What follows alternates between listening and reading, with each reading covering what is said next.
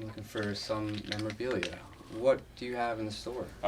We've got a wide variety, just depends on what you're looking for. Since 1991, Sports Card Heroes on Main Street has been dedicated to providing a large selection of autographed memorabilia for local sports fans. We try to branch out and go across baseball, football, into basketball, and try to reach all the teams. When they first opened their doors, the store was primarily a card store. However, as times changed, the store had to adjust. It kind of grew into memorabilia over the years, over the last 15 years especially, because of the internet and the age of technology. That's why you don't see too many stores like ours anymore, because a pure card store really can't survive. As a sports fan, I feel at home walking into the store, and they have a great selection and range of memorabilia from all the different teams, and they cover pretty much all the genres of sports.